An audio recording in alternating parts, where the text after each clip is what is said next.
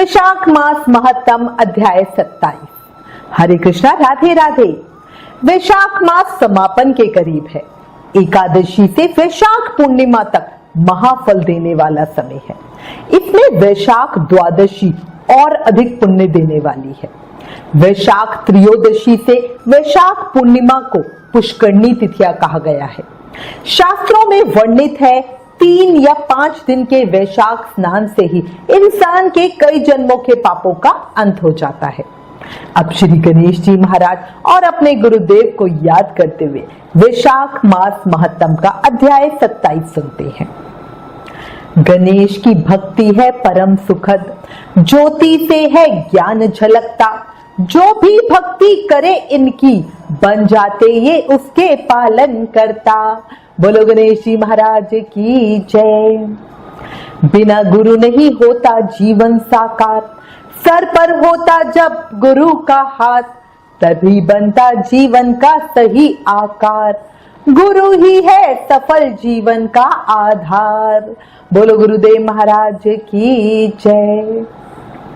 वैशाख मास महत्तम के अध्याय 26 में शंख मुनि और व्याध का संवाद सुन रहे थे, जिसमें वैशाख महत्तम की थोड़ी सी कथा सुनने मात्र से हाथी और सिंह को श्राप मुक्ति मिली।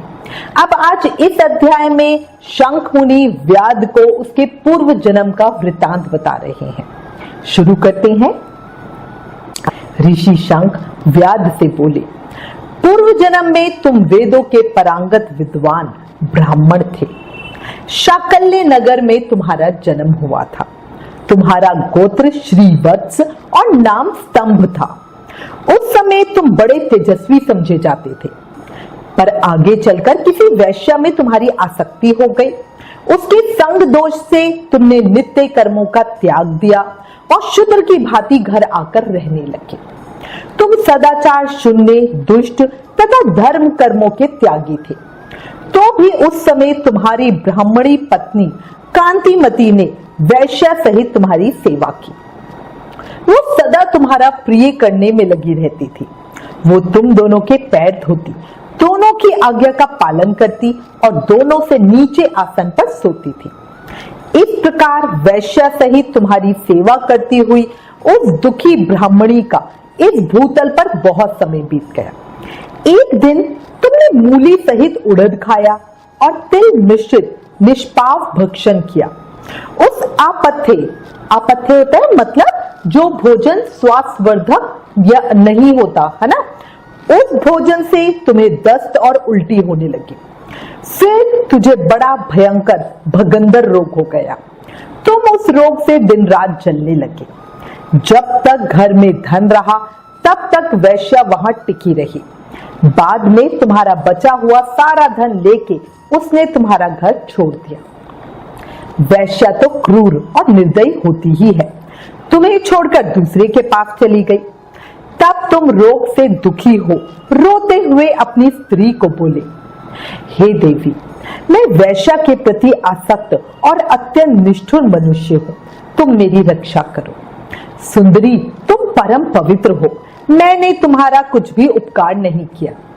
हे कल्याणी, जो पापी और निंदित मनुष्य अपनी प्यारी पत्नी का आदर नहीं करता, वो 15 जन्मों तक नपुंसक होता है।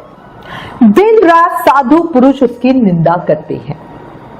हे देवी, तुम साध्वी और प्रतिवर्ता हो, मैं तुम्हारा अनादर करके पाप योनि में गिरूंगा। तुम्हारा अनादर करने से जो तुम्हारे मन में क्रोध हुआ होगा, उससे मैं भी जल रहा हूं। इस प्रकार तुम्हारे वचन सुनकर वो पतिव्रता हाथ जोड़कर बोली, हे प्राणनाथ, आप मेरे प्रति किए हुए व्यवहार को लेकर दुख ना माने, लज्जा का अनुभव ना करें। मुझे आपके ऊपर बिल्कुल भी क्रोध नहीं है। पूर्व जन्म में किए हुए पाप ही इस जन्म में दुख देते हैं। जो उन दुखों को धैर्य पूर्वक सहन करती है, वही स्त्री साध्वी मानी जाती है और वही पुरुष शेष समझे जाते हैं। ये कहने के बाद वो उत्तम वर्ण वाली स्त्री अपने पिता और भाइयों से धन मांग कर लाई और उसी से तुम्हारा पालन करने लगी। उसने अपने स्वामी को साक्षात विष्णु ही माना। वो दिन रात तुम्हारा मल मूत्र साफ करती, तुम्हारे शरीर में पड़े हुए कष्टदायक कीड़ों को धीरे धीरे नख से खींचकर निकालती। वो ब्राह्मणी न रात में सोती न दिन में।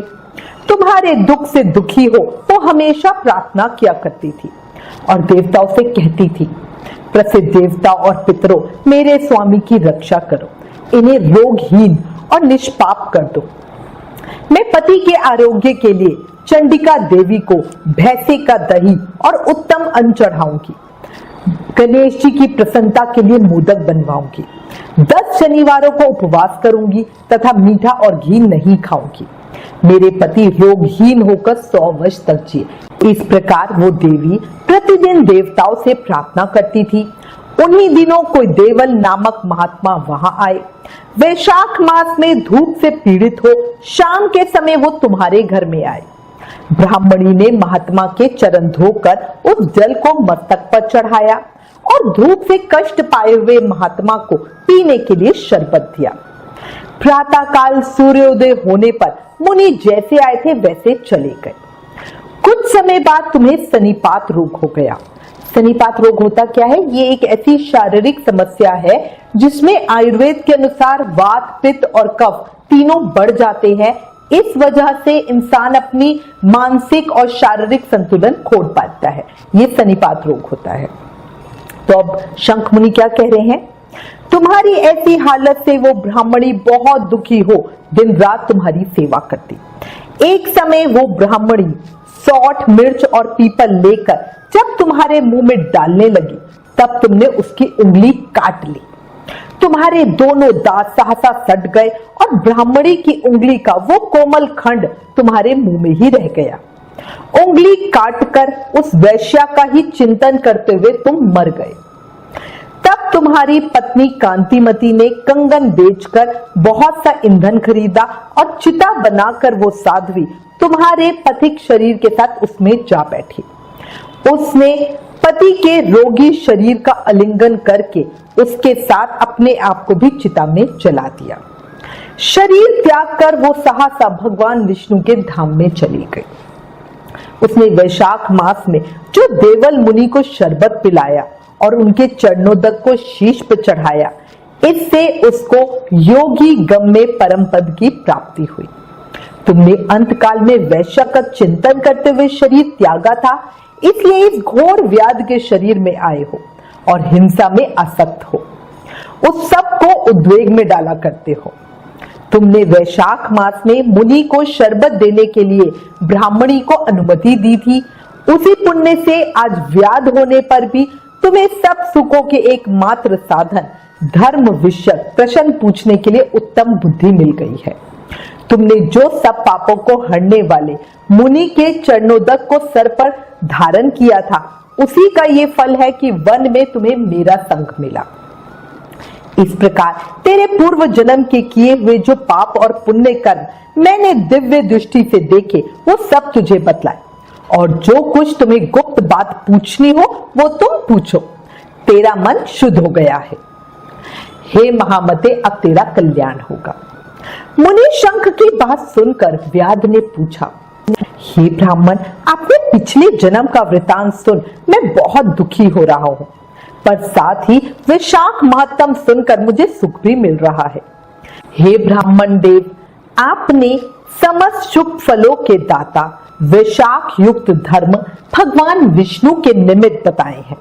सो हे प्रभु, वो भगवान विष्णु कैसे हैं? उनके लक्षण परिणाम क्या है? कैसे लोग अपने सदा भावों से इन्हें जान सकते हैं? वैशाख धर्म क्या है जिससे भगवान विष्णु प्रसन्न होते हैं? ये सब मुझे बताइए। व्याध के इस प्रकार पूछने पर मुनि शंख ने रोग शोक से रहित संपूर्ण जगत के स्वामी भगवान नारायण को प्रणाम करके कहा, हे व्याध सुन, मैं भगवान विष्णु के कलमश रहित रूप का वर्णन करता हूं। ये रूप ब्रह्मादि से लेकर किसी मुनि के ध्यान से नहीं जाता। विष्णु भगवान पूर्ण शक्ति युक्त, निर्गुण, अनंत, सच्चिदानंद रूप है। संपूर्ण चराचर विश्व इन्हीं के आश्रय और वश में है। अब मैं तुझे उसी परमात्मा साक्षात ब्रह्म के लक्षण बताता हूं। जिससे उत्पत्ति, स्थिति, संहार, आवृत्ति, नियम, प्रकाश, बंधन, मोक्ष और वृद्धि होती है। इस परमात्मा के जन्मादि तो केवल शास्त्र से जानने योग्य है। वेद, स्मृति, पुराण, इतिहास, पंचरात्रि और महाभारत ये विष्णु भगवान के आत्मरूप है। इन्हीं के द्वारा विष्णु भगवान जाने जाते हैं, अन्य किसी प्रकार से नहीं जाने जाते। इनके जन्म, कर्म और गुणों को जानकर प्राणी मोक्ष पाते हैं। कर्म से विष्णु भगवान का महत्तम सतिशाय होता है। वैशाख मास महत्तम अध्याय 27 संपूर्ण। इस अध्याय में स्पष्ट बताया गया है कि जो इस मानव जीवन का फायदा उठाकर पुण्य कर्म नहीं करते वो महामूर्ख है।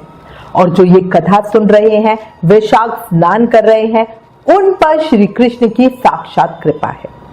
इस कृपा को ऐसे ही बढ़ाते रहो और अधिक से अधिक शुभ कर्म करो। आगे की कथा कल वैशाख महामहत्तम के अध्याय 28 में सुनेंगे। वक्त बदलते देर नहीं लगती, इसलिए कभी हद से ज्यादा फूलो मत और अपनों को कभी भूलो मत, है ना। एक और बात, जीवन क्षण भंगुर है, अभी है और अभी नहीं। कलयुग का बैंक बैलेंस बढ़ा रहे हो, खूब पैसा जमा कर रहे हो, प्रॉपर्टी खरीद रहे हो, पर ऊपर के अकाउंट का भी तो सोच लो। कर्मों के अलावा वहां कुछ साथ नहीं जाएगा। अभी भी समय है, ज्यादा से ज्यादा नाम जाप करके जन्म मृत्यु के चक्र से मुक्ति पालो। हर समय, हर पल, हर सांस के साथ प्रेम से, मन से, भाव से जाप करते रहो। हरे कृष्ण कृष्ण कृष्ण हरे हरे, हरे राम राम राम हरे हरे। कलयुग केवल नाम आधारा, नाम जाप से ही कृष्ण प्रेम, भक्ति, मुक्ति, शक्ति सब पाया जा सकता है। अंतिम 5 दिन चल रहे हैं। वैशाख महत्तम की इन वीडियोस को ज्यादा से ज्यादा शेयर करो ताकि और लोगों को भी वैशाख मास का प्रभाव पता चल सके। Please like, share and subscribe. Thank you. Hare Krishna.